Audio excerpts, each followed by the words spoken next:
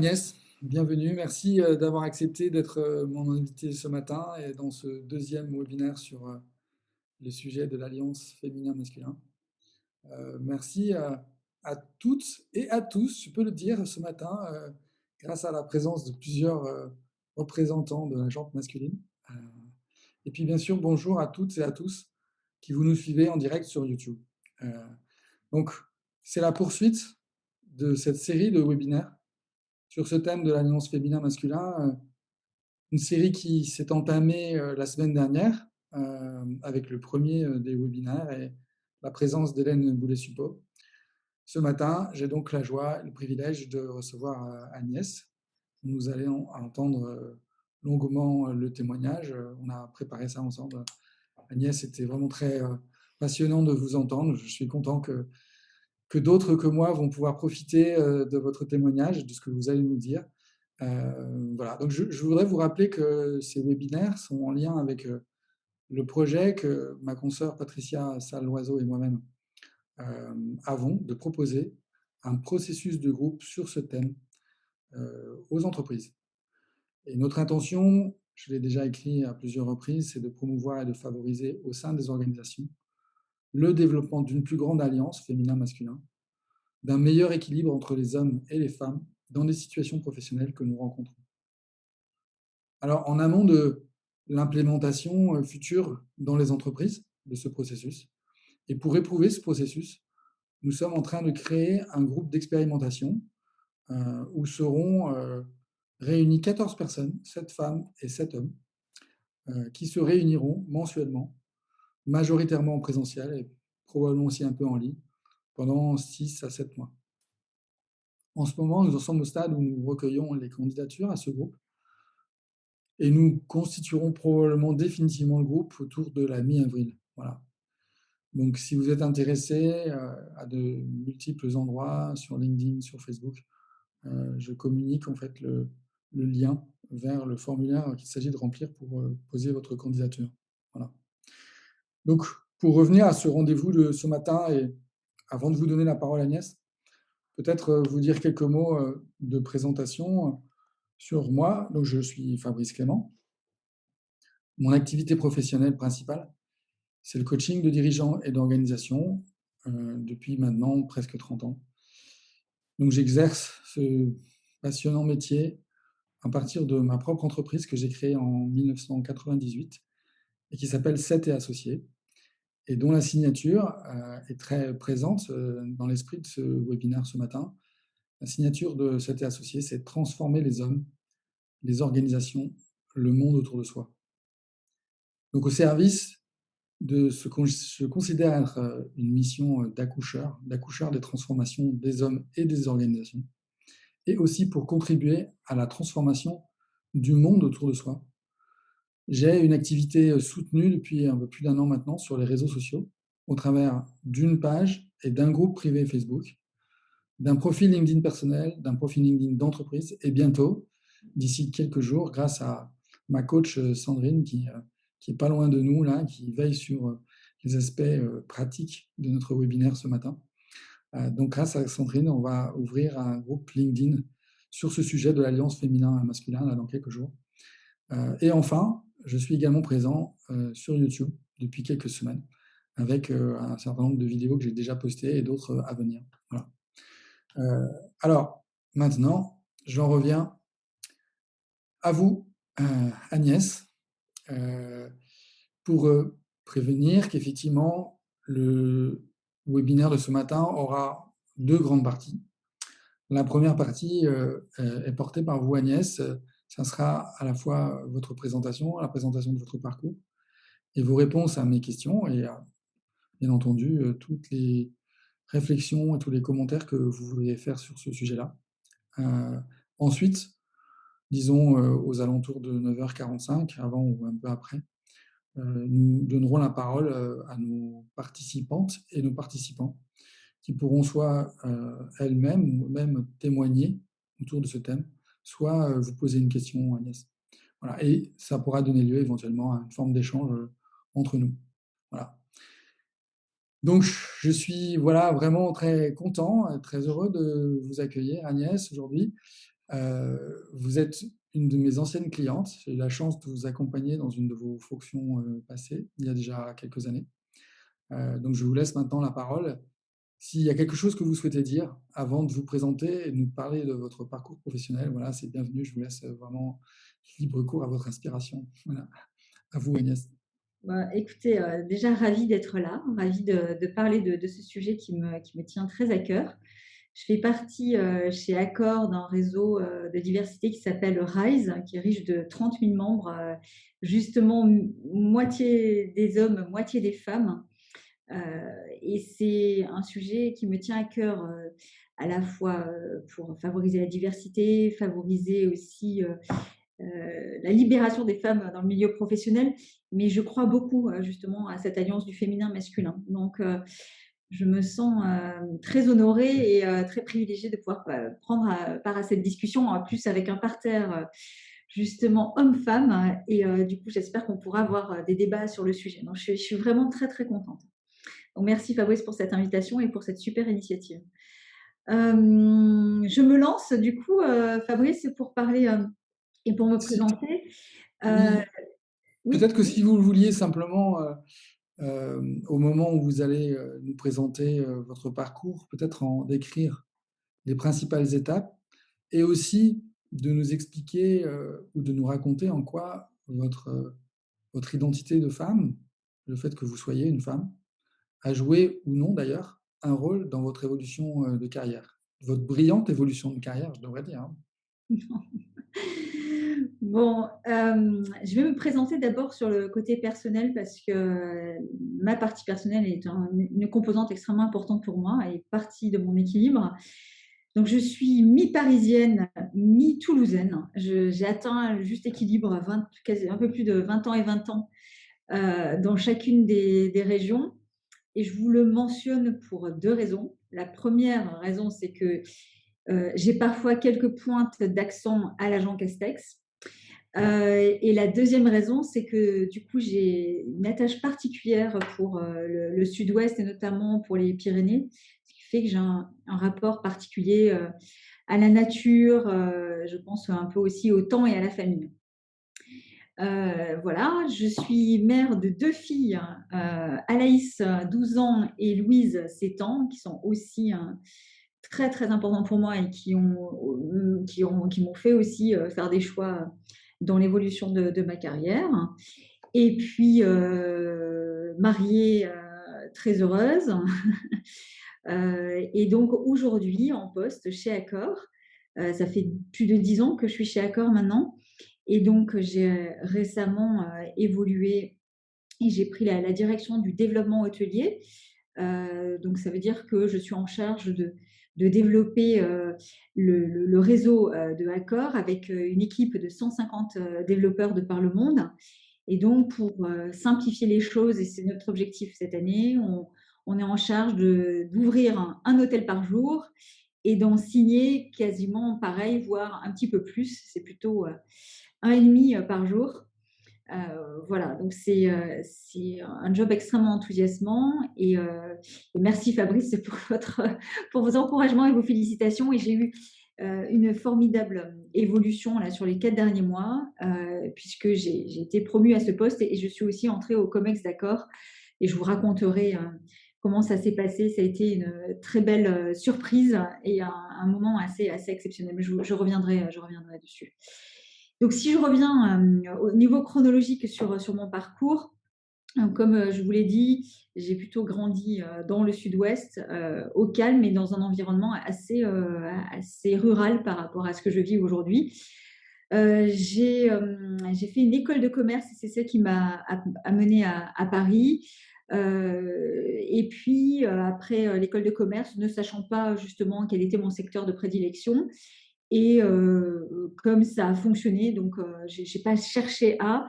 J'ai d'abord travaillé dans un fonds de private equity, et puis j'ai rejoint un cabinet de conseil en stratégie, d'abord Bain et compagnie, puis Advancy. Et donc ça, pour simplifier, c'était 10 ans de ma vie professionnelle sur des environnements qui sont assez comparables, extrêmement compétitifs, très masculin, très, très masculin, plutôt 2 tiers d'hommes. Alors, ça a un petit peu changé, mais pas dramatiquement, hein. Justement, il y a un moment, au bout de quelques années, voilà, il faut faire des choix et d'équilibre entre la vie personnelle et la vie professionnelle.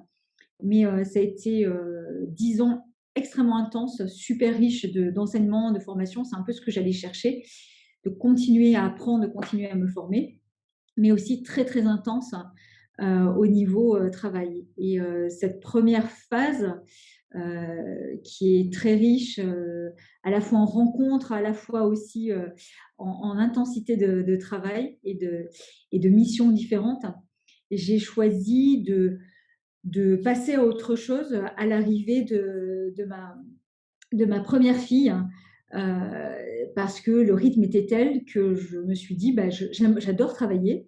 Je pense que je suis une grosse travailleuse à tendance besogneuse. Donc, je bossais beaucoup et parfois sur des rythmes complètement effrénés. Justement, au moment de l'arrivée de ma fille, de ma première fille, je me suis dit, je ne vois pas très bien là, comment je vais arriver à gérer tout ça. Euh, et donc, ça m'a fait bouger et j'ai aucun regret, hein. Je ne me suis pas posé ça comme une limite, hein. Mais j'ai beaucoup, beaucoup fonctionné tout au long de mon parcours jusqu'à maintenant avec des mentors, avec des modèles qui m'inspiraient. Et justement, dans le milieu où j'étais en panne de ces références qui arrivaient justement à concilier leur vie personnelle et leur vie professionnelle. Alors, je m'accrochais justement à mes collègues femmes, mais qui divorçaient toutes les unes après les autres, qui avaient vachement de mal à gérer leurs enfants. Et donc, je me suis dit, bon, ben, je me suis beaucoup amusée, mais en plus, c'est un cycle de 10 ans, il faut que je passe à autre chose. Et puis, l'autre chose, c'était justement d'avoir un meilleur équilibre entre ma vie perso, ma vie de famille. J'avais envie de construire cette vie de famille de manière de m'y engager plus et ma vie pro. Donc, j'ai quitté le conseil en strat au bout de 10 ans, ce qui était déjà en soi un record de longévité dans le secteur. Et puis, j'ai rejoint Accor, qui était pour le coup mon client. Et j'ai rejoint Accor d'abord sur un rôle de ce qu'on appelait à l'époque directeur de cabinet du Chief Operating Officer, qui était à l'époque Yann Caillère, que je cite parce que ça a été vraiment un mentor pour moi aussi. Et vous verrez, je cite beaucoup de mentors masculins. J'ai eu beaucoup de mentors masculins et 2 femmes aussi qui ont été pour moi des mentors et des figures extrêmement inspirantes. Donc, d'abord directeur de cabinet auprès du CEO. Et puis après, j'ai pris différents rôles sur le commercial, sur le marketing et plus récemment, là, il y a quelques mois encore, dans le digital, qui est une très grosse composante et un très gros enjeu pour Accor. C'est pour vous partager, pour que comprenez les enjeux qu'on vit dans l'hôtellerie. On en vit d'autres là actuellement, mais il y a encore quelques mois là aussi, on était un peu dans la machine à laver. Le digital, donc tout ce qui est vente sur Internet, pèse plus de 45% chez Accor et dans le secteur de l'hôtellerie en général. Et je pense que vous connaissez tous pour les utiliser, les Booking, les Expedia, les Airbnb de ce monde. Et donc, ce sont nos disrupteurs qui nous obligent à nous transformer. Et donc, j'ai beaucoup travaillé sur ces sujets, aux côtés surtout d'hommes qui ont été des personnages extrêmement inspirants pour moi, qui m'ont souvent tendu la main pour avancer, juste sans être paternaliste, mais juste donner le petit coup de main qui faisait que j'avais envie d'avancer et qui me donnait confiance pour avancer. Euh, et puis, donc tout récemment, il y a 4 mois, en pleine crise du Covid, on dira, j'ai effectivement pris un nouveau rôle en tant que directrice du développement hôtelier, donc des hôtels et donc de la construction du futur, ça c'est très important. Et j'ai rejoint le COMEX, où on est 3 femmes. Donc il y a une volonté aussi affirmée en fait d'introduire beaucoup plus de diversité. Vous voyez, hier j'avais un COMEX et notre CEO, Sébastien Bazin, insistait sur le fait qu'il voulait qu'on suive collectivement des indicateurs de diversité, qu'on se donne des actions concrètes pour faire bouger les choses et bouger les lignes. Et donc, de manière extrêmement assumée, si j'en suis là aujourd'hui, j'assume que c'est très certainement parce que j'ai bonne réputation et qu'on reconnaît le travail que j'ai fait jusqu'à maintenant.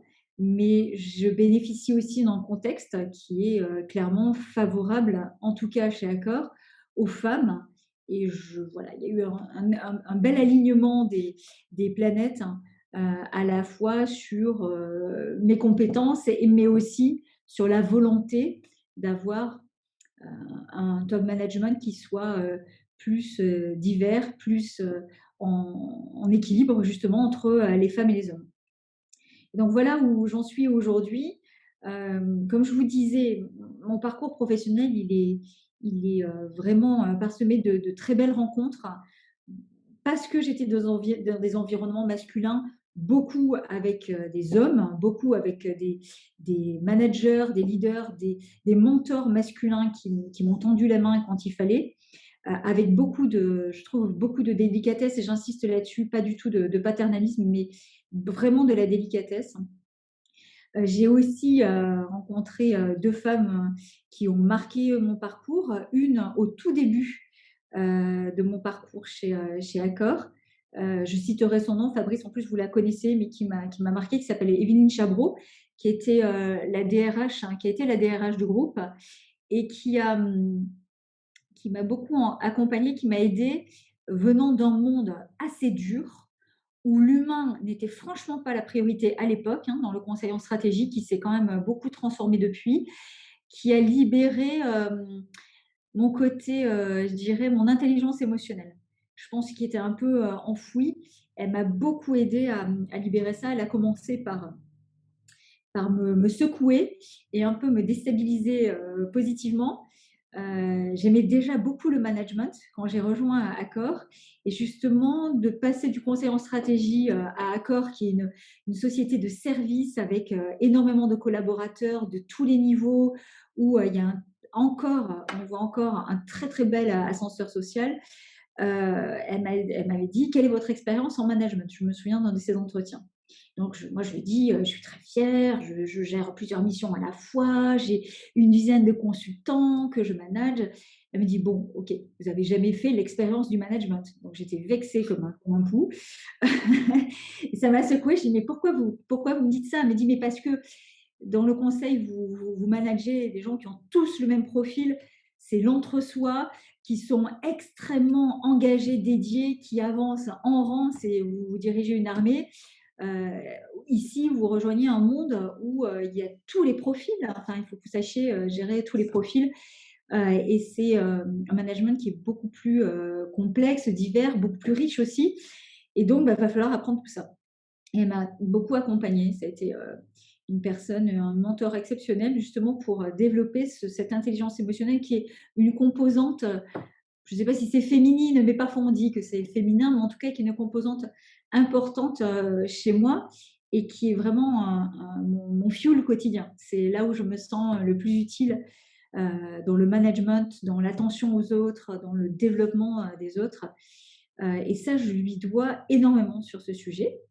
Et puis, plus récemment, quand j'étais dans la division digitale, en charge de la stratégie digitale, de la data, de tout ce qui est intégration des acquisitions, euh, ma patronne, c'était Maud Bailly, qui est désormais ma paire au COMEX, et qui est une femme très forte, très engagée justement sur la diversité, et qui m'a beaucoup inspirée et donné beaucoup d'énergie pour la suite et beaucoup de force justement pour réussir mon passage sur mon nouveau poste. Voilà un peu et rapidement quelques éléments que je voulais partager avec vous, mais Fabrice, je vous laisse reprendre la parole pour aussi laisser de l'interactivité et de l'interaction. Bien sûr. Merci pour cette introduction. Il y a une chose qui est aussi importante dans votre expérience, c'est cette dimension en fait d'être femme, d'identité de femme, dans une responsabilité de dirigeante. pas simplement dans l'exercice d'un métier, d'une profession, dans l'entreprise, mais dans les responsabilités dirigeantes que vous avez déjà depuis longtemps, hein. On s'est connus, vous aviez déjà de grosses responsabilités.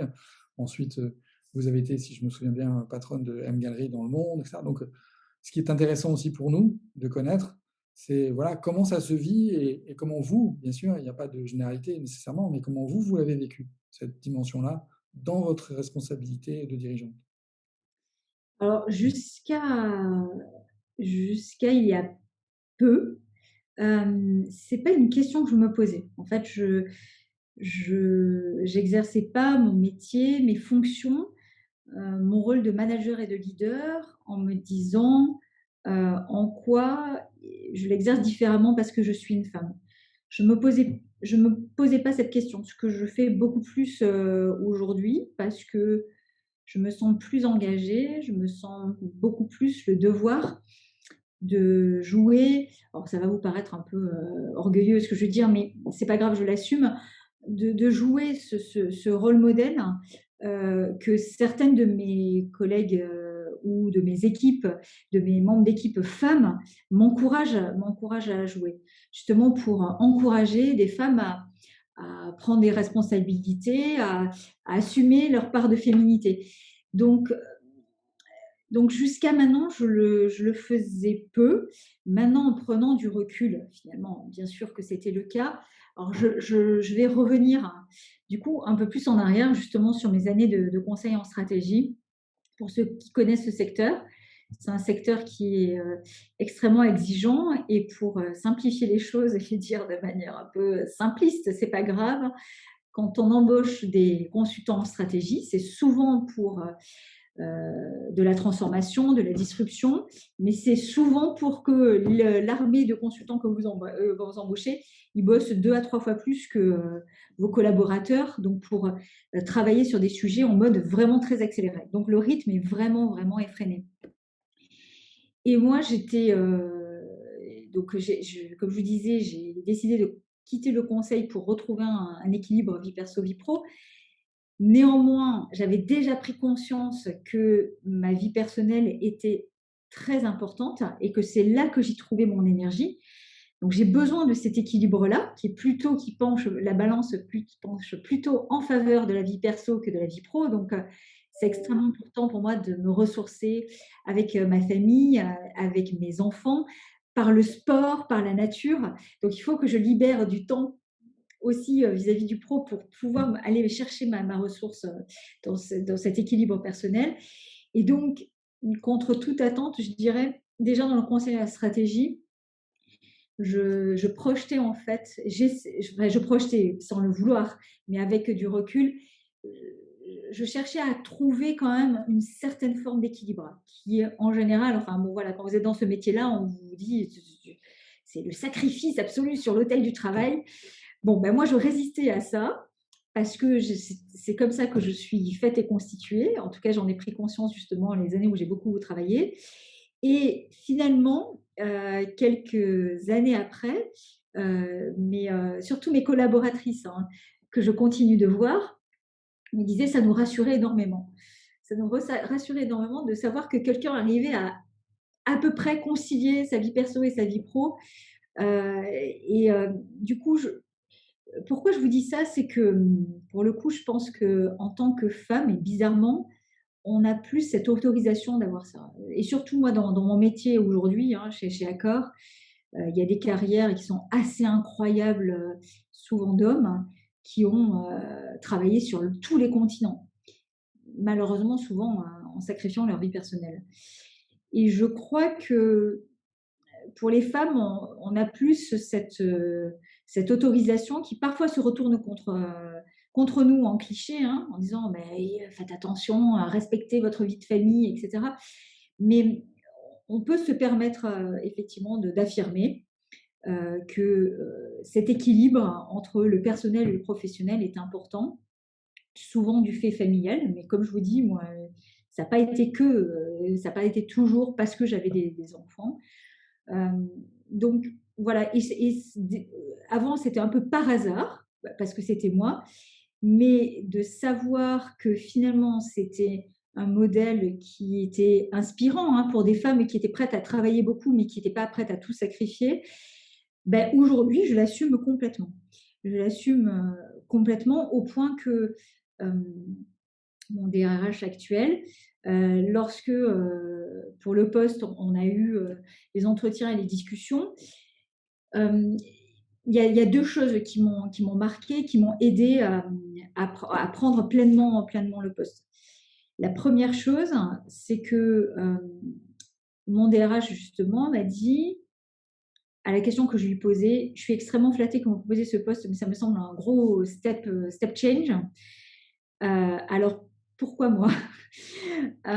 Et dans les réponses qu'il m'a faites, parmi les réponses qui me mettaient beaucoup en confiance et je lui suis très reconnaissante, il m'a dit, on veut aussi des profils qui soient plus équilibrés, plus tempérés.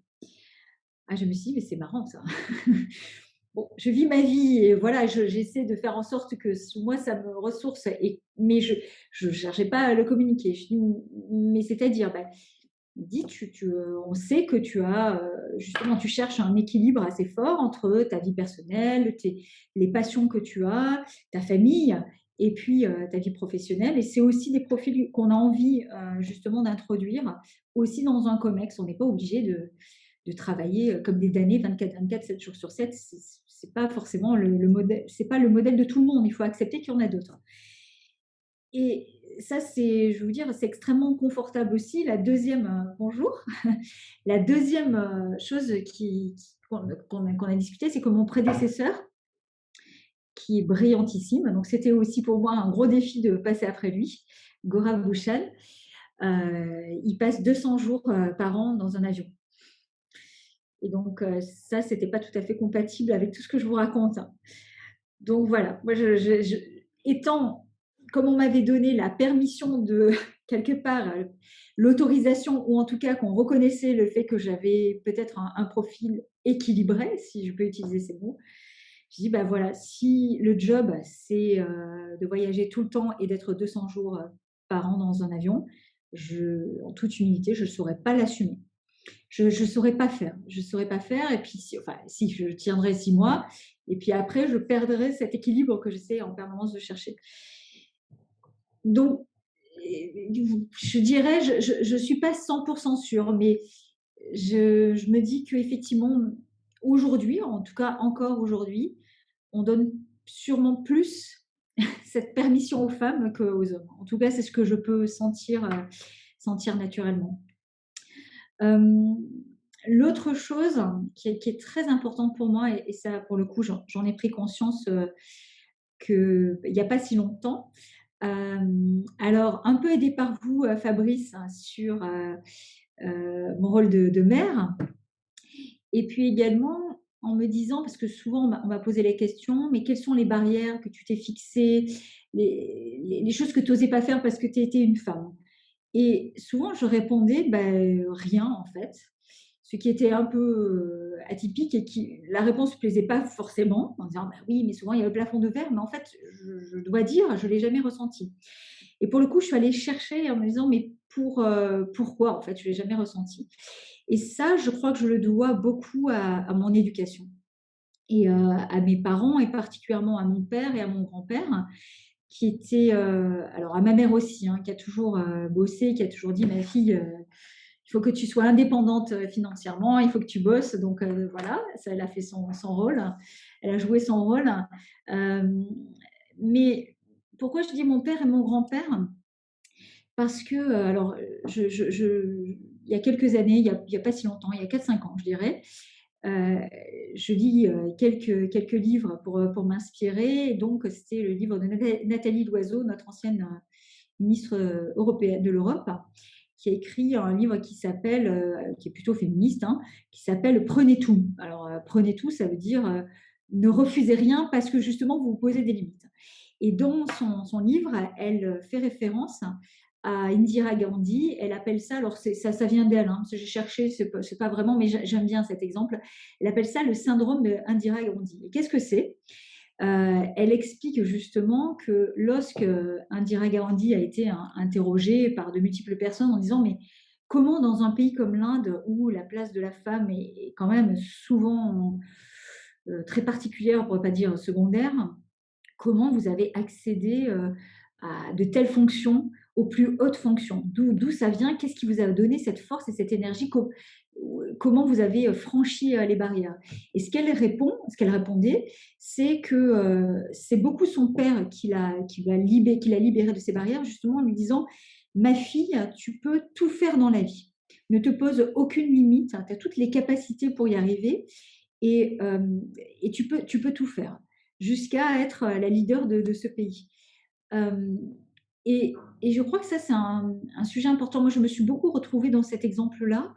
Euh, Mon père, qui a été lui-même élevé que par des femmes, alors peut-être que ça a joué, j'en sais rien, probablement un peu. Il a eu deux filles, donc ma sœur et moi, et on n'a jamais, jamais, jamais entendu à la maison que parce qu'on était des femmes, parce qu'on était des filles, ça serait un petit peu plus difficile. Que parce que c'était des filles, il y a tel ou tel métier qu'on ne pourrait pas faire. C'était peut-être mieux qu'on fasse un bon mariage. Et tout ce que je vous dis peut vous sembler assez cliché, mais comme je l'ai partagé avec Fabrice, autour de moi, j'ai quand même entendu des choses différentes, qui sont pas des choses lourdes, mais juste des petites choses qui font qu'on peut justement inconsciemment se poser des barrières. Et j'ai eu cette chance avec mon père qui n'en a jamais posé aucune, qui est un super sportif, donc il nous embarquait dans tous ses plans sport et qui nous faisait faire des quantités de sport. Et c'est quand même un petit peu plus masculin, on va dire, que féminin, même si les choses s'arrangent. Le côté sportif est entré, je trouve, un peu plus masculin. Mais il nous a jamais posé aucune limite sur ce sujet-là.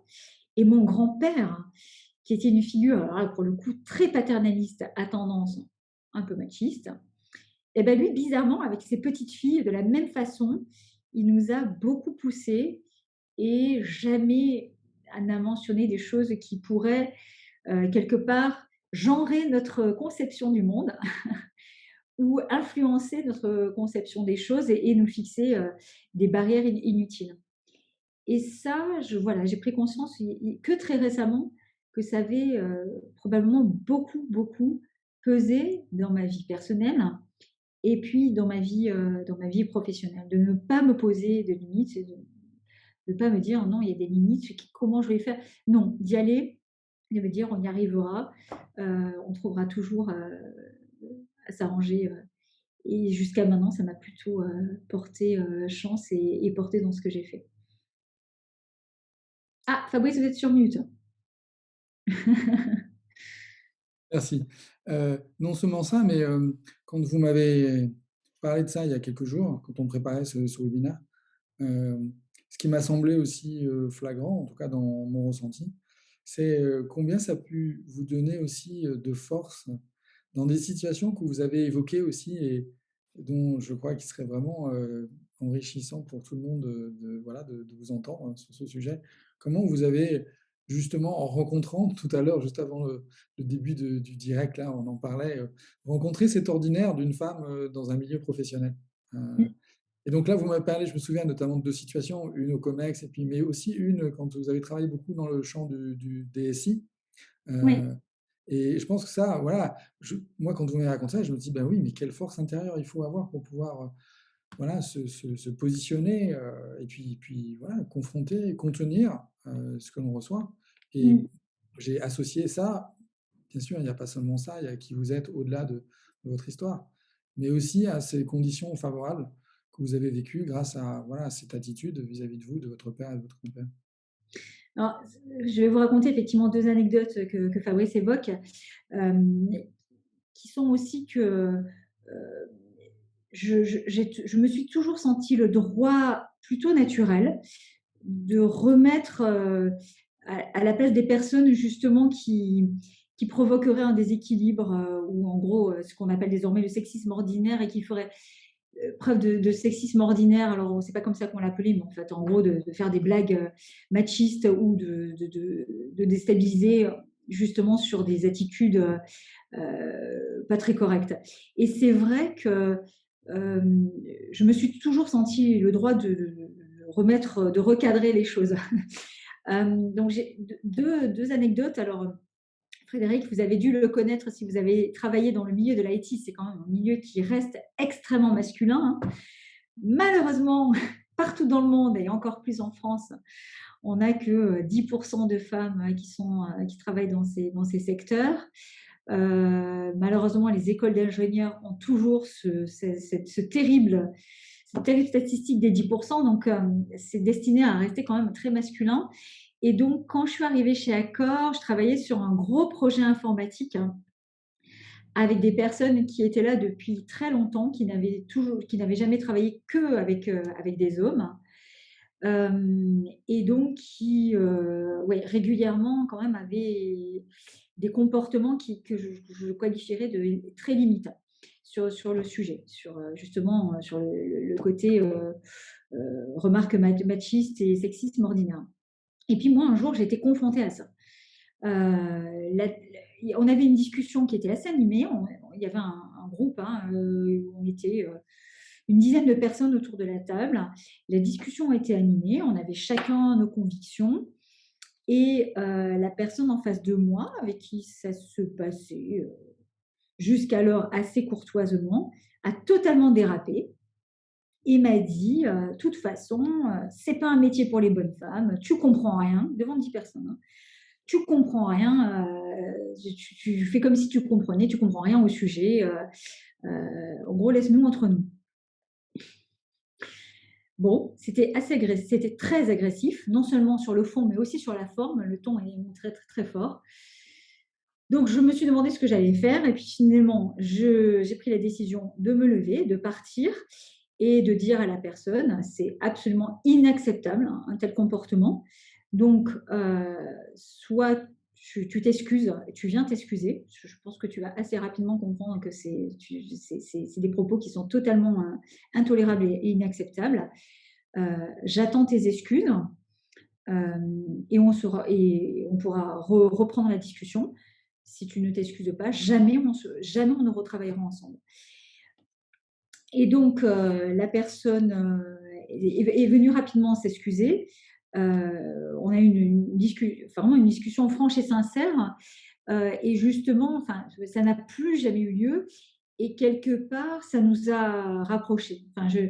Je dis souvent, hein, sur des personnalités un peu grande gueule, en fait, il faut souvent montrer de la fermeté pour que les choses se passent super bien. C'est souvent des personnes qui testent la résistance et le pouvoir. Et puis, j'en suis pas restée là, en fait. J'en suis pas restée là. C'est que pour moi, ce comportement-là de cette personne en particulier, malheureusement, qui était extrême, je le sentais au quotidien dans mes relations avec les personnes de l'IT. C'était pas devant moi parce qu'ils savaient mon opinion sur le sujet, ils savaient que je réagissais, mais des petites remarques assez désobligeantes.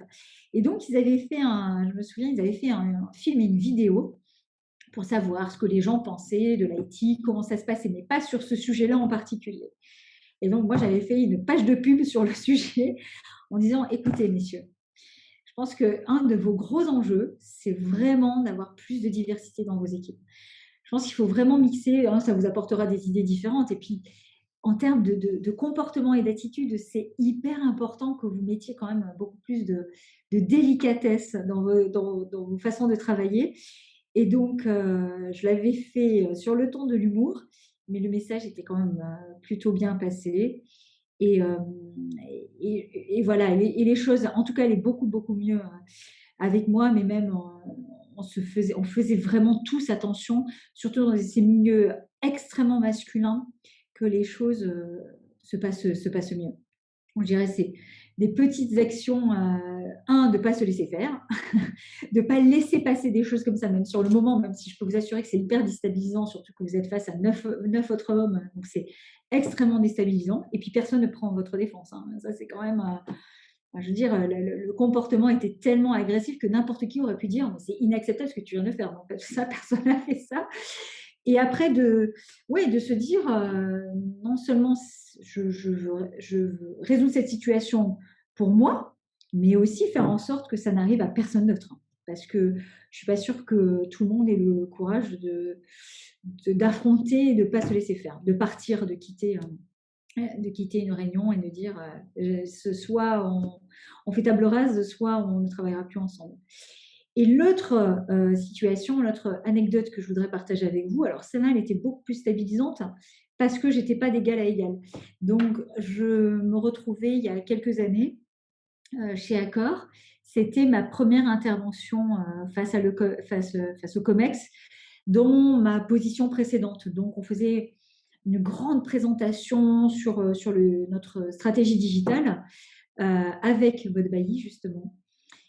Et c'était ma première intervention. Donc, il y avait quand même un stress naturel sur le fond. Donc, on avait travaillé la forme, mais pas sur ce que je vais vous raconter. Donc, première chose, on arrive. Alors, le COMEX à l'époque, il n'y avait que Maud Bailly, je crois, qui était femme au COMEX. Et donc, on arrive. Alors là, pas de bol. On ne s'était pas concerté. On portait une très belle robe chacune qui c'était quasiment la même. Donc, pas de bol. On s'est mis quelque part, on s'est exposé sur un sujet où on n'avait juste pas envie de s'exposer. Donc, on ressemblait à deux jumelles. La situation était un peu ridicule et cocasse. Donc, on entre dans la salle du COMEX pour notre présentation, qu'en plus qui devait durer 1 heure et demie. Bon, déjà, on a une petite remarque sur le sujet. Bon, qu'on laisse passer parce que je pense que l'enjeu était tel qu'on était trop stressé pour y répondre. Et puis bon, c'était déjà un peu déstabilisant, mais déjà, ça commence un peu sur ce sujet-là. Et puis, on fait notre présentation. Ça se passe super bien. On a les félicitations du COMEX, mais là, une des personnes nous envoie comme félicitations, comme quoi la blague sur les blondes, elle est fausse. Des blondes peuvent être, on est toutes les deux blondes, les blondes peuvent être intelligentes. Alors là, je ne me dis pas le moment de solitude que Bon, donc du coup, des petits rires un peu gênés autour de la table, euh, nous ne sachant pas quoi répondre. Bon, c'était très compliqué, franchement. Là, pour le coup, on a fait preuve de beaucoup moins de courage. Séance tenante. Moi, je ne me sentais pas du tout de répondre là pour le coup parce que je me sentais voilà, face à un parterre de leaders où j'étais vraiment, vraiment démunie et super déstabilisée. Heureusement, c'était à la fin. Mais on en reparle beaucoup. Maintenant, en rigolant, en disant que c'est inacceptable, que jamais, que si ça se reproduisait, on prendrait tout de suite le sujet. C'est plutôt du coup, alors ma manager de l'époque qui a répondu de manière courtoise. On a essayé de s'en sortir, mais c'est après coup. C'est après coup, pour le coup, on a dit non, mais franchement, enfin, pour une société comme la nôtre qui met en valeur la diversité, enfin, franchement, ça, c'est vraiment des remarques qui sont totalement inacceptables. Oh, voilà. Bon, donc, normalement, ça n'a plus cours. Et si ça a cours, désormais, je dis non, ça, c'est pas possible. On essaie d'un autre temps, messieurs, il faut arrêter. Donc maintenant, je me sens la confiance suffisante pour arrêter ce genre de remarques que je trouve absolument ridicule, mais qui malheureusement a encore lieu au plus haut niveau. Et cette personne en plus, qui est une personne mais charmante, qui le faisait sans aucune mauvaise intention. Hein. Mais c'est quand même très, très déstabilisant. Voilà. Okay.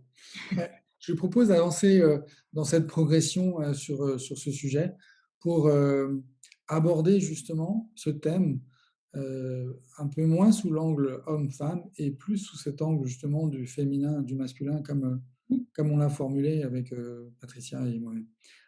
Et voilà, je vous ai déjà posé cette question, Agnès, mais j'aimerais que vous me disiez ce qu'évoque pour vous cette expression alliance féminin-masculin. Alors, ce qui m'inspire spontanément la première fois qu'on en a parlé, Fabrice, et je suis contente qu'on en ait parlé avant, hein, parce que ça ne vient pas tout à fait naturellement. Je trouve que la question c'est assez difficile et difficile à répondre pour éviter qu'on tombe dans les clichés. Alors, je m'excuse par avance. Hein. À mon avis, de temps en temps, vous allez trouver que ça fait cliché, mais c'est moi, mon interprétation personnelle, et vous m'avez donné ce droit, Fabrice. C'est mon interprétation toute personnelle de cet équilibre, de cette alliance du féminin et du masculin et comment je la vis moi, personnellement. Euh, Spontanément, en fait, je le perçois de manière très positive. Pour toutes les raisons que je vous ai déjà racontées, en fait. Euh, j'ai eu beaucoup de mains tendues, souvent de mains tendues masculines.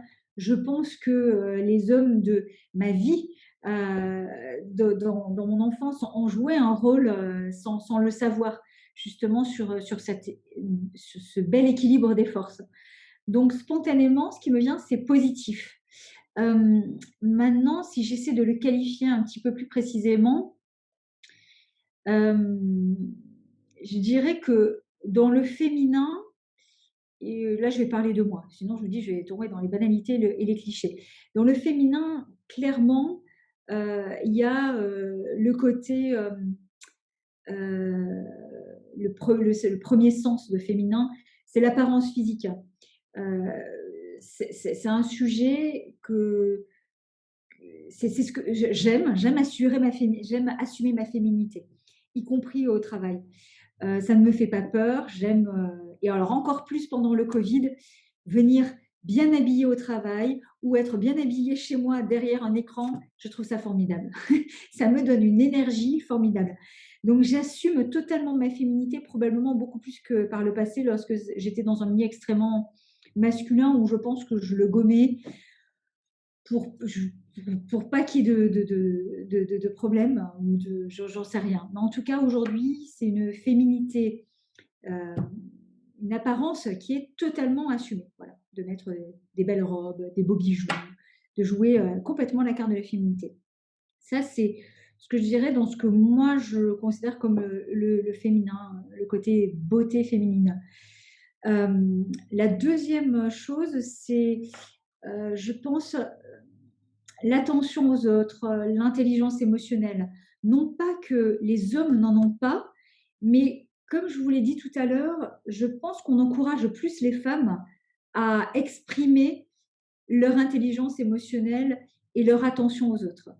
Je pense que c'est plus naturellement, euh, tout le monde l'a en soi, mais que c'est beaucoup plus encouragé chez les femmes.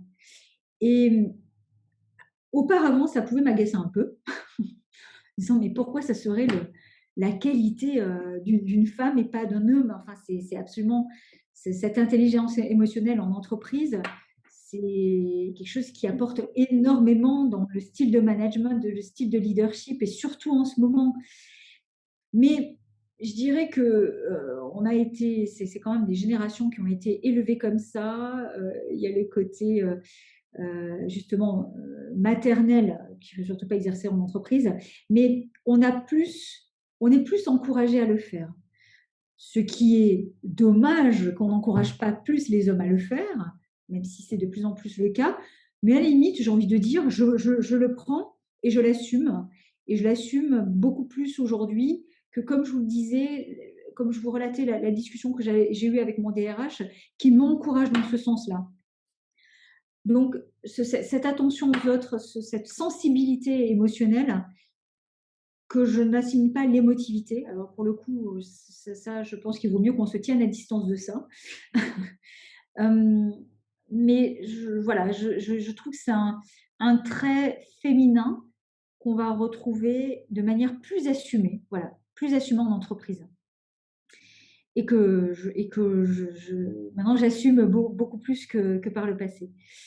Maintenant, si je me réfère au côté masculin, et Jean-Luc et Frédéric, vraiment, n'hésitez pas à réagir tout à l'heure, il n'y a pas de souci. Donc, en y réfléchissant, en tout cas, moi, celui qui s'exerce plus en moi, c'est le côté, je dirais, compétiteur, combatif. Euh, Ce qui me vient à l'esprit, alors un peu influencé par le film que j'ai regardé hier soir quand même, hein, mais comme mes filles l'ont regardé avec moi, donc je sais que ça peut les influencer. C'est un peu Princesse Leia et Luke Skywalker, vous voyez? C'est la sagesse, le tempérament, et puis le côté guerrier, qui est assez intéressant parce que les 3 derniers épisodes, le Jedi, c'est une Jedi. Donc, il y a aussi cette évolution, on sent l'évolution des, de, de, de, du rapport au féminin, masculin, y compris dans des films de guerre et y compris dans des films de super-héros. On en parlait ensemble, Fabrice, même les princesses Disney, elles évoluent complètement, hein. Elles ne sont pas forcément mariées, elles sont assez rebelles. Euh, donc, mais néanmoins, quand même, je peux sentir ça, ce côté compétiteur, combatif, qui est assez masculin, euh, que j'ai en moi. Alors que j'ai en moi, je vous donnerai peut-être deux exemples pour dire comment ça se manifeste. Un exemple personnel. J'adore le sport, j'aime bien les challenges sportifs. Et donc, il y a un peu moins de 2 ans, en juin donc, du coup 2019, pour fêter mon passage à une dizaine, à une décennie, je voulais faire l'ascension du Mont Blanc. Alors, de préférence avec mon mari, mais j'étais déterminée. Je me dis, je veux faire l'ascension du Mont Blanc, c'est un challenge sportif intéressant, je veux le faire. Et mon mari était un peu plus inquiet que moi en disant, je te rappelle, on a 2 enfants, imagine qu'il nous arrive quelque chose, on est des parents, c'est pas très responsable tout ça. Ce à quoi je lui ai répondu, tu as raison, il y a des risques. Enfin, c'est des risques limités. Partons sur le côté positif. Euh, Si tu préfères rester à la maison justement pour qu'on ne prenne pas le risque tous les deux, il n'y a pas de souci. Ce à quoi il m'a dit, mais ça ne va pas la tête. Non, mais dis donc, mon mari, il a eu un environnement, un environnement d'éducation un peu plus traditionnel sur le côté féminin-masculin. Donc, il a dit, non, non, on y va ensemble. Et donc, ce qui s'exerçait en moi, c'est, je dirais, mon côté un petit peu plus masculin de compétitrice, de combativité. Néanmoins, mon côté féminin s'est dit quand même, mon mari, il est quand même beaucoup plus fort que moi, donc il y a une force physique différente que je reconnais absolument. Et donc, ce que j'ai fait, c'est que je me suis beaucoup plus entraînée que lui pour qu'on puisse passer un moment plutôt équilibré sur notre challenge sportif. Et donc, c'était pas mal. C'était une bonne idée de reconnaître que la force physique n'était pas du tout la même et qu'il avait naturellement des capacités physiques bien supérieures aux miennes, physiologiques. Et donc, on a fait l'ascension du Mont Blanc ensemble et avec un niveau qui était assez équivalent parce que j'avais pu compenser par beaucoup plus de travail et d'entraînement. Donc ça, c'est voilà, mon alliance du féminin-masculin dans le sport et la vie perso. Et après, je dirais, au niveau professionnel, vous allez beaucoup retrouver ce que je vous ai déjà raconté, c'est le fait de, quelque part, avoir de l'ambition, ne pas me poser des limites démesurées, et donc me dire que je suis capable de tout faire à peu près, mais tout en ayant ce côté, je dirais, très équilibré sur la vie de famille, sur la vie professionnelle, et puis avec une attention aux autres qui est peut-être un petit peu plus marquée, on va le dire, que mes pairs masculins. Voilà. Oui. Ok. Voilà ma C'est- conception des choses. quand je vous écoutais, Agnès, à l'instant, euh, j'entendais du coup un peu différemment cette histoire que vous m'avez racontée, enfin ce moment de votre vie avec votre mari, là où vous faites l'expérience de l'ascension du Mont Blanc ensemble, quoi. Et en fait, ce qui me venait, c'est justement cette formulation qu'on a choisie avec Patricia du féminin masculin et de l'alliance du féminin masculin. Euh, à la fois, elle pointe vers l'idée de proposer une expérience qui est plus prendre conscience de ce qui se passe à l'intérieur de nous-mêmes, au-delà de notre identité genrée, c'est-à-dire prendre conscience de ce qu'il y a de féminin en nous, de ce qu'il y a de masculin en nous, qu'on soit un homme ou une femme, et aussi prendre conscience de comment ça interagit, cette dimension féminine, cette dimension masculine.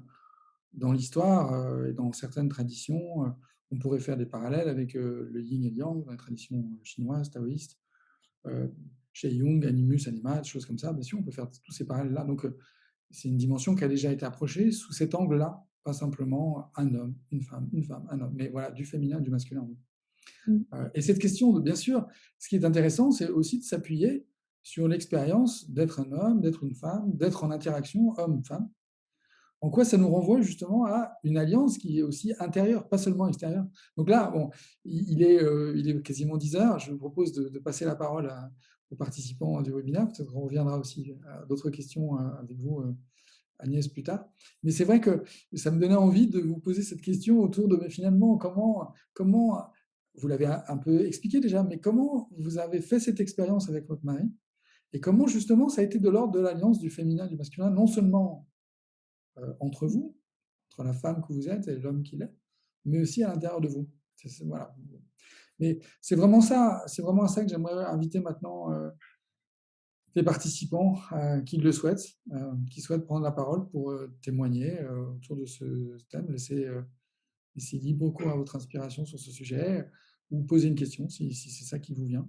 Tout est bienvenu. Voilà. J'en profite pour saluer Patricia qui nous a rejoint parmi les participants, voilà, et qui est aussi à l'origine de ce projet, non seulement du processus de groupe qu'on veut proposer dans les organisations, mais du groupe d'expérimentation qu'on est en train de créer en ce moment. Voilà.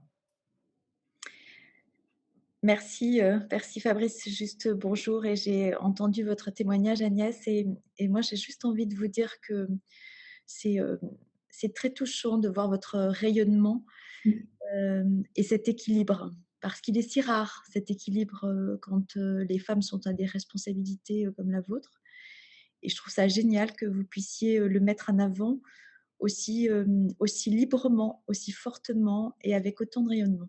Merci. Ah, c'est sympa, Patricia, merci.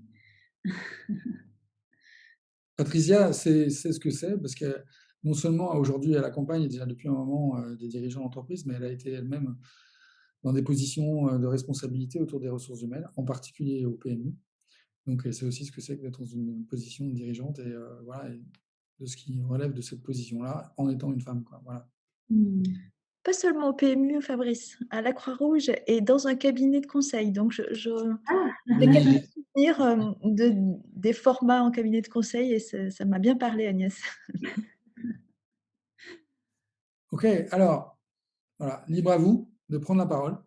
Euh, Je veux bien, je veux bien alors m'exprimer. Frédéric, Voilà, oui. En tout cas, merci Agnès. Je valide le point de vue de Patricia. Alors moi, c'est mon anima qui parle parce que j'en ai beaucoup. Mais en tout cas, bravo pour la fraîcheur, la spontanéité, et le côté très touchant de votre témoignage. Bon, alors sur la forme de l'équilibre, en tout cas, j'ajouterais que vous avez l'air profondément heureuse. Je trouve que être heureux, c'est un principe actif et je trouve que si vous le portez, continuez comme ça parce que c'est extrêmement tonifiant. Voilà, merci en tout cas pour tout cela. Bon, j'avais quelques questions à poser, mais qui étaient et j'ai trouvé alors j'ai quelques questions, mais des remarques. J'ai trouvé extrêmement pertinent la permission que vous vous donniez dans l'entreprise, à la fois sur le côté féminin et sur la tolérance que peut-être les hommes avaient parfois dans cette alliance. Moi, ça m'avait frappé dans le groupe Bouygues, alors qu'on exigeait que les hommes soient plutôt en costume cravate. Je trouve que les femmes avaient une liberté de tenue qui était souvent plus agréable. Et moi, j'en ai beaucoup souffert en tant qu'homme de ne pas pouvoir être aussi cool que ça dans mes vêtements, tout simplement, dans mes oripeaux, de ne pas avoir cette liberté que beaucoup de femmes s'octroient. Et encore, et je trouve que vous avez mis là le point sur un petit point. Alors, c'est peut-être anecdotique, mais je trouve ça très touchant aussi. Après, j'ai des témoignages de vous dire, bon, qu'est-ce que le management pour vous? Quelles sont les qualités requises? Comment vous avez réussi à résister à la disponibilité? Parce qu'effectivement, Ben, compte tenu de vos études, de fait, c'est un des 4 cabinets qui va aspirer, on va dire, les meilleures compétences françaises. Et puis, c'est quoi être brillant? Est-ce qu'un homme qui passe 200 jours dans un avion, il est de fait brillant à la fois par sa disponibilité et ses activités? Qu'est-ce qui faisait dire que dans cette alliance, vous le trouviez brillant? Enfin, en dernier lieu, moi, c'était pas l'objet, mais je sais que je voudrais pas, Fabrice, prendre trop de ton temps, mais en tout cas, c'est génial, ton truc. Et voilà, moi, je suis spontané aussi. Si tu as besoin du témoignage, parce que là, je me livre un tout petit peu. Moi, j'ai une femme qui est un peu dans votre situation, qui est membre d'un conseil d'administration, qui a une carrière ascendante, qui est très fière d'être là où elle est. Et si un jour tu as besoin de son témoignage, mon cher Fabrice, je vous l'envoie bien volontiers. Voilà, j'ai terminé. Excusez-moi d'avoir été un peu long. Bon, je ne sais pas par où commencer, Frédéric. Je vais essayer, parce que je ne veux pas monopoliser la parole. Je trouve ça sympa de vous entendre. Je vais commencer peut-être par votre question intéressante sur pourquoi je qualifie mon prédécesseur de brillant. Bah, je dirais que lui, son équilibre, il est ailleurs et il est assumé. Et c'est quelqu'un qui est extrêmement bien dans ses baskets, super compétent dans son domaine, qui est un véritable gourou, qui clairement choisit de mettre son équilibre beaucoup plus, voire quasiment exclusivement sur le travail, mais c'est totalement assumé et il a beaucoup d'humour là-dessus. En tout cas, c'est là qu'il trouve sa force. Et du coup, ce n'est pas un modèle que j'envie. Au contraire, je pense qu'avec du recul et de la maturité, je dis waouh, mais je ne l'envie pas. Au contraire, je dis je ne saurais pas faire ça. En fait, quand j'ai pris mon poste, justement, j'ai vraiment dit ne me demandez pas de faire du copier-coller. Jamais je n'y arriverai. Ça va être un échec total. Si vous m'acceptez avec mon style, avec ma façon d'être et que vous respectez effectivement l'équilibre que je cherche à avoir, ça peut marcher. En tout cas, je ferai tout pour que ça marche. Mais en revanche, si vous me demandez de tout sacrifier, je ne saurais pas faire. Je ne saurais pas faire. Et donc, je pense que je crois beaucoup où chacun doit trouver son équilibre. Et c'est ce qui fait aussi qu'on est tous différents. On l'a de manière très différente. Ensuite, c'est on me disait comment j'arrivais à, à trouver justement un équilibre quand j'étais chez Bain dans le conseil, comment je faisais. Je le faisais pas super bien. Je faisais pas super bien. Et quand je disais, Fabrice m'a aidé quand il me coachait à prendre conscience de certaines choses, il me parlait de la mère suffisamment bonne. Et c'est d'assumer qu'on fait les choses quand même de manière très imparfaite et ça n'est pas grave. C'est comme ça, c'est nous. Euh, donc oui, euh, je jonglais en permanence, j'étais toujours sur le fil. Donc finalement, j'ai tenu 10 ans, et c'est assumé que je dise tenu, parce qu'il y a un moment, je me suis dit, là, non, c'est trop. En fait, justement, je suis trop en négociation permanente avec mon mari, c'est pas possible. Et puis j'ai pas le temps de faire d'autres choses où justement je vais épuiser mon énergie. Je n'ai pas le temps de faire du sport, j'ai pas le temps de voir mes amis. Donc, il y a un moment, justement, j'ai passé le cap et je me suis éclatée. Je n'ai aucun regret et j'ai toujours aucun regret d'avoir fait ce que j'avais fait parce que j'avais peu de contraintes à l'époque. Donc, j'avais suffisamment de temps pour trouver le temps de travailler autant. Mais justement, une fois que ma vie personnelle elle s'est plus remplie, le vase débordait. Et donc, j'ai fait le choix justement d'aller plus vers ma vie personnelle, vers un équilibre qui était plus en faveur du personnel. Et après, sur votre question du management, en fait, pour moi, je n'ai pas de réponse. Là aussi, je dirais, chacun a un style de management différent. Et je trouve ça assez formidable. Si on reparle du féminin masculin, aujourd'hui, en tout cas, sur les générations précédentes, comme le style de management, il y avait quand même un moule en particulier. Pour ceux qui connaissent, je suis sûre que vous êtes nombreux, les couleurs, les tests qui donnent des couleurs aux personnes, c'était un management très rouge, très assertif, très directif, très fort et leader. Et il y avait un peu que celui-là qui comptait quand même dans la plupart des entreprises. Aujourd'hui, les choses sont beaucoup plus ouvertes, je trouve, et justement, le côté management autoritaire est moins à la mode. Et donc, encourage aussi les hommes de notre génération et de la génération précédente à introduire un peu plus de délicatesse et d'attention aux autres que c'était par le passé. Mais pour moi, il n'y a aucun modèle, il n'y a pas de modèle unique. Hein. C'est ceux avec quoi on est en équilibre, aligné et en phase. Voilà. Ok, merci Agnès de ces réponses. Merci à Frédéric de tes commentaires, de tes questions. Alors, qui d'autre souhaite prendre la parole, témoigner ou poser des questions sur ce thème de l'alliance ou de l'équilibre féminin-masculin?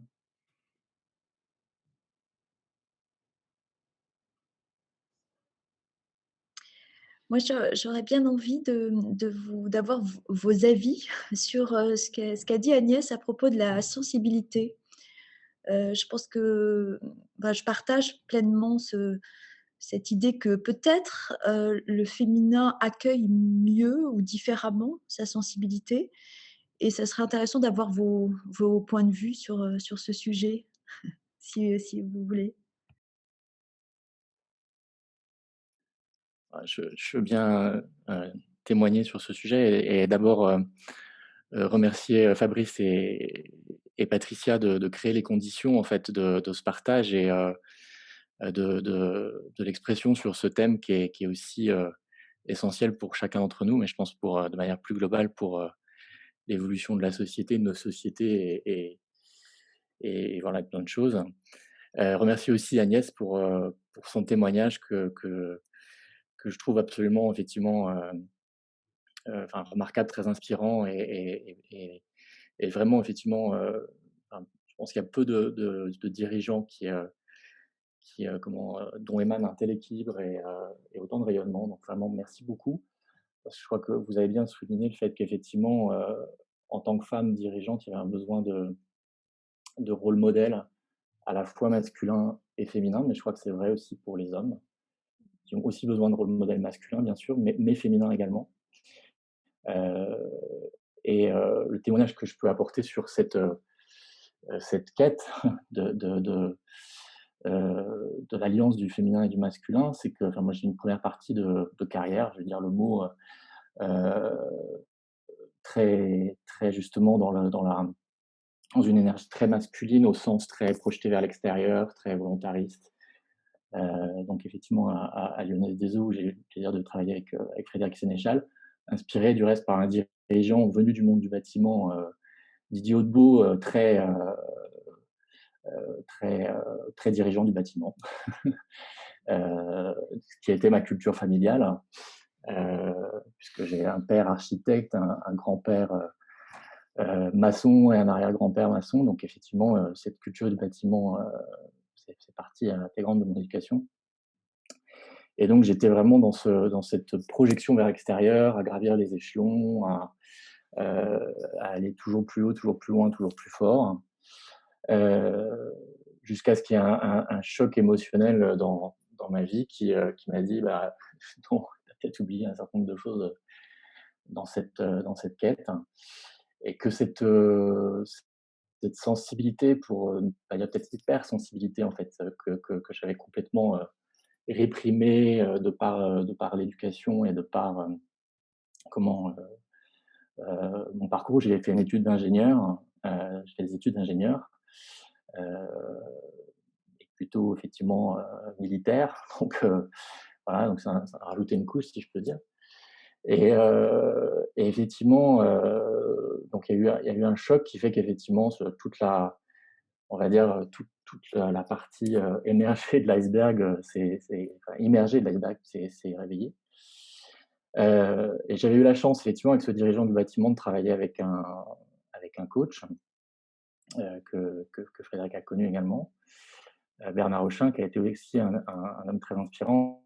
Et donc, en fait, quand j'ai quitté le groupe Suez, il y a maintenant une dizaine d'années, où j'avais été appelé par Isabelle Cocher pour travailler justement à l'époque elle était directrice générale de Lyonnaise des Eaux, sur un virage stratégique, et où effectivement le contexte était extrêmement politique, extrêmement tendu, puisque, enfin, je vais le dire, même si je sais que ce sera peut-être visionné.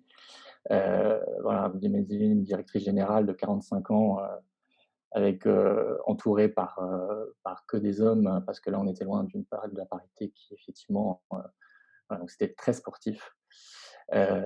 Et donc effectivement, il y a eu la chance d'avoir eu cette expérience d'une équipe dirigeante travaillant avec un coach. Je me suis formé au coaching après avoir quitté Lyonnaise des Eaux, donc auprès de Vincent Lénart et de son équipe. Alors évidemment, quand effectivement on a une formation d'ingénieur et qu'on passe dans cette formation, c'est orthogonal, pour pas dire du 180 degrés. C'est deux visions du monde différentes, peut-être une vision du monde très masculine, qui est celle d'ingénieur, et peut-être une vision du monde plus féminine, qui est celle de coach. Voilà et je dirais que ça fait 10 ans que j'essaye de faire la synthèse. Heu et c'est à cette occasion que du reste j'ai eu l'occasion justement l'honneur d'être, aussi accompagné par Fabrice puisque j'ai été supervisé avec lui pendant 4 ans. Heu et voilà, je crois qu'aujourd'hui si je dois témoigner effectivement de ce qu'est cette alliance du féminin et du masculin, je pense que le masculin, je me sens très, j'allais dire dans mon yang quand je pose un cadre, hein, quand j'ai capacité à le tenir, voilà, à dire: «Voilà, maintenant, limite droite, limite gauche, le cadre c'est celui-là», tout en expliquant bien sûr, en donnant des raisons, et en laissant ensuite, libre cours à la créativité, à l'inspiration, à des choses qui sont peut-être plus justement, féminines, pour émerger, pour s'exprimer. Et et au cours de ces dernières années, c'est vrai que j'ai eu l'occasion de faire des missions de conseil et d'accompagner un certain nombre de dirigeants et leurs équipes dans des phases de transformation et de faire des expériences aussi, assez yin, dont je peux témoigner. C'est-à-dire, et c'est un ami aussi coach qui m'avait invité à faire cette expérience. Heu, quand effectivement on est amené à recueillir la parole des uns et des autres, en tête à tête et ensuite de créer les conditions pour que s'exprime au sein de l'équipe la même parole. Et j'ai eu enfin, peut-être cette joie même de vivre l'expérience où, de dire: «Tiens, ça serait pas mal qu'à un tel moment, un tel, témoigne de telle chose» et sans que je sache très bien si effectivement c'est le fait d'émettre cette intention ou si enfin, qu'est-ce qui se passe? Il y a voilà, la personne s'exprime et les conditions se créent, voilà. Voilà le témoignage que je peux apporter, sur effectivement cette alliance que je vis entre, masculin et féminin et je pense que c'est une quête évolutive, bien évidemment. Et puis j'ai une question pour Agnès, vous avez évoqué à un moment effectivement une expérience qui avait l'air très comment justement très équilibrée dans l'alliance entre masculin et féminin, celle de votre accueil au moment au sein du Comex d'Accor. Euh, donc si vous voulez bien effectivement relater cette anecdote également. Voilà. Hem, oui, aujourd'hui, en tout cas, il y a une immense volonté pour qu'on joue cette, alliance du féminin et du masculin. Je pense que les choses ont beaucoup bougé. Hem, il y a énormément d'initiatives, au sein d'Accor qui aussi, pour rebondir sur ce que vous disiez Patricia, qui créent des conditions favorables où on se dit, on peut en parler, on peut encourager, on peut surjouer aussi le côté féminin pour, euh, pour encourager les femmes à bouger sur ce sujet. Donc, un, oui, je pense qu'il y avait une volonté claire de féminiser, il y a une volonté claire de féminiser le COMEX. Et puis, par exemple, on fait partie de l'initiative de l'ONU, de E4SHE. E4SHE, c'est vraiment des, une initiative en faveur des femmes qui part du principe qu'on n'y arrivera que si on est supporté par les hommes. Et moi, je trouve ça très, très positif. Et on a des hommes, hein, comme je vous disais, on a ce réseau de diversité, RISE, qui est composé de membres vraiment à totale parité masculin et féminin. Et ça aide énormément. Et donc, j'en parlais avec Fabrice. Dans toutes les actions qu'on mène, il y a des actions absolument magnifiques et très, très engagées sur les violences faites aux femmes. Mais je parlerai, je pourrais en parler, mais je préfère parler plus de petites choses qu'on fait, parce que je crois beaucoup à l'effet papillon et aux petites choses qui peuvent avoir un gros impact. Donc, on a un programme de mentoring qui initialement était des binômes féminins ou des hommes qui coachaient des femmes qui coachaient des femmes. Donc, il y a plein désormais d'actions de mentoring dans le cadre de ce réseau de diversité. Mais c'est des femmes et des hommes qui peuvent coacher des femmes et des hommes. Justement parce qu'on part du principe qu'on se doit aussi de partager cette partie féminine ou cette façon peut-être différente de manager, d'être leader, justement sur le sujet empathie, sur les sujets d'attention portée aux autres. Et c'est un peu l'idée. Et donc, il y a tous les ans. J'attends d'avoir le chiffre, on est en train de recueillir, mais je pense qu'il y a plus de 150 binômes de mentoring. Et c'est une de nos actions clés aussi pour à la fois aider les femmes et les libérer sur la thématique du parcours professionnel, mais aussi d'avoir des discussions avec les hommes, de les aider dans leur progression de carrière, mais aussi sur des styles différents. Et je suis hyper fière de ça. J'adore faire ça. Je ne suis pas coach comme vous, ni Fabrice, ni Jean-Luc. C'est une compétence très supérieure, mais juste le côté mentor.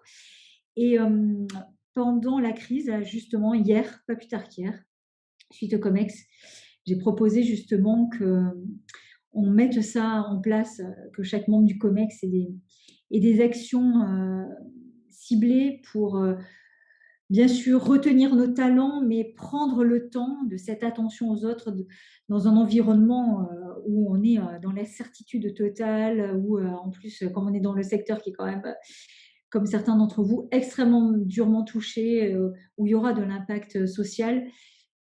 Donc, voilà, je dirais, c'est à la fois, on bénéficie de conditions favorables, encourageantes, hein, en faveur de la diversité, ça c'est sûr.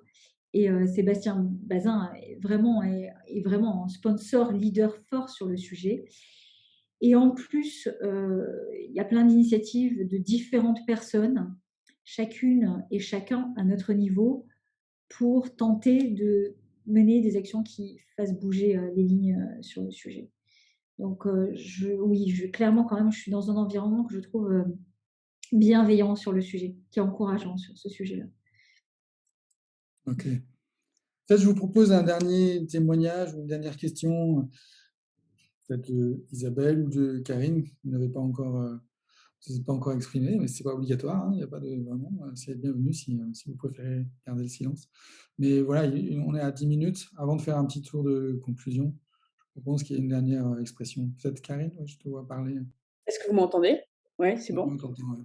Déjà, je voulais remercier Agnès pour la clarté et l'expression de cette expérience et de cet équilibre. Donc, merci. Ça a beaucoup résonné chez moi sur cette possibilité d'aller aborder le champ des possibles porté par des hommes. Et moi, ce que je voudrais juste témoigner, c'est l'inversion des énergies. C'est-à-dire que j'ai eu la chance d'avoir un père avec une énergie très féminine, au sens de l'intuition, de la créativité, et je lui rends grâce et je lui rends hommage, bien sûr. Et j'ai une maman très yang. Et aujourd'hui, mon travail est vraiment de sortir de ces clichés ou des confusions potentielles homme yang, femme yin. Shakti pour être dans des références plus communes à mon origine. Voilà, donc c'est de voir, et donc merci à Frédéric de proposer son épouse, mais j'ai juste moi envie de lui dire, mais moi qu'est-ce que j'aimerais entendre ta partie yin et de témoigner aussi, et merci à Jean-Luc de l'avoir posé, parce que je trouve que c'est vraiment ces hommes qui ont laissé tomber leur habit de yang pour embrasser leur habit de yin, qui sont les plus soutenants pour moi aujourd'hui. Voilà, et voilà. Comment sortir de cette confusion genrée pour aller vers une façon d'appréhender le monde, parce que nous avons les 2 énergies en nous, et comment trouver cet équilibre-là en chacun de nous, quoi. Donc c'est ça que moi, c'est à ça que je contribue aujourd'hui, et j'accompagne des hommes à se reconnecter ou à assumer leur yin. J'accompagne des femmes à assumer leur yang aussi, tout en en allant chercher leur yin et vice-versa, quoi. Donc je crois que c'est ça, pour moi, la transformation de notre société aujourd'hui, c'est quand on peut aller trouver cet équilibre, quelle que soit notre identité sexuée, quoi. Voilà, c'est ce que je voulais témoigner. Donc merci d'avoir fait cet hommage aux hommes qui nous soutiennent. Merci Karine. J'allais proposer à Isabelle de dire quelques mots en 2-3 minutes. Elle a disparu du webinaire. Elle devait partir. Elle a mis, Ok. Ben, je vous propose de faire ce petit tour de conclusion qui pourrait se terminer par vous, Agnès, et par moi pour vraiment clôturer ce webinaire. Donc, un peu comme à mon habitude, et comme j'ai coutume de l'expliquer, l'idée, c'est pas de faire une sorte de rapport de ce qui s'est passé ou de résumé de ce que vous avez appris ou apprécié, mais juste de laisser faire l'inspiration du moment. Qu'est-ce que simplement il vous vient là au moment de clôturer ce moment et de nous séparer après avoir passé cette heure et demie, c'est quasiment 7 heures et demie ensemble. Voilà, tout ce qui vous vient est bienvenu. Donc on fait le fameux popcorn, celui ou celle qui est prête. Elle saute sur la poêle pour pouvoir s'exprimer. Je vais continuer dans l'énergie qui est la mienne.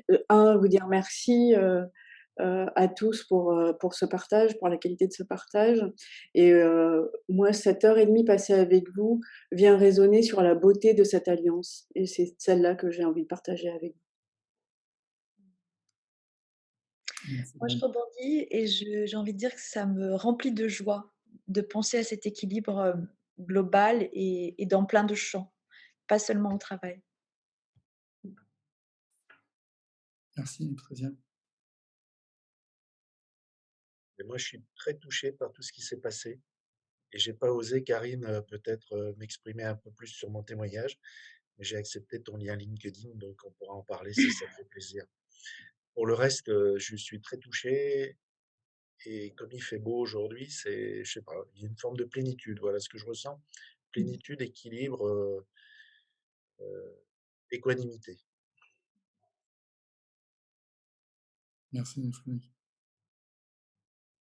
Et Frédéric, tu es bienvenu si tu souhaites témoigner par écrit ou par audio ou par vidéo, de publier sur ma page Facebook, sur le groupe, bientôt LinkedIn, autour de ce sujet de l'alliance féminin-masculin. Vraiment, je prendrai contact avec ton épouse éventuellement pour Ah oui, bien poursuivre ça.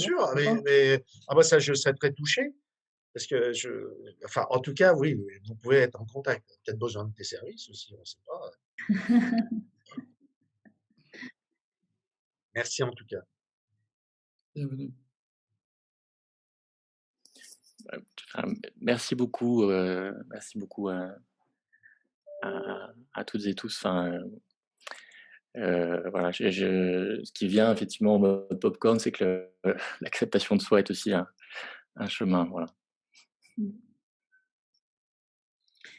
Je suis d'accord avec vous. C'était un moment effectivement aidé par ce ciel dégagé, un peu en suspens dans nos vies trépidantes.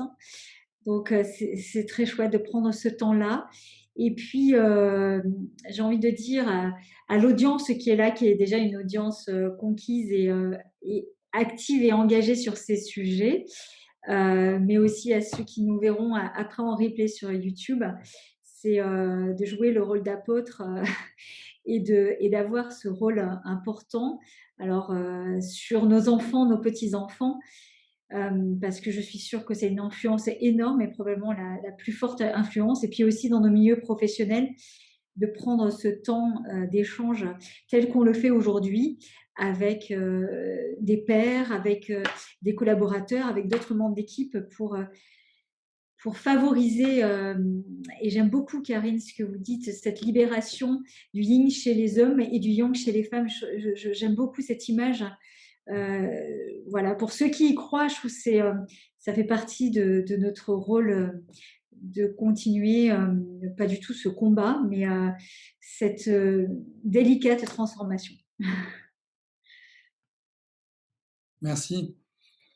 Merci à tous d'avoir participé à ce webinaire. Merci à tous ceux qui nous ont écoutés sur YouTube. Et un grand merci à vous, Agnès. J'étais content d'avoir pu reprendre contact avec vous. Voilà, ça faisait un petit moment qu'on n'avait pas travaillé ensemble, mais j'ai toujours eu un très bon souvenir de cette collaboration. Et quand j'ai eu cette idée m'est venue d'organiser ces webinaires grâce à Sandrine, qui j'aimerais qu'elle nous rejoigne aussi, que vous puissiez la voir derrière le petit logo. C'était associé, c'est elle qui est aux manettes. Grâce à elle qui a eu cette idée, qui m'a proposé de faire ces webinaires.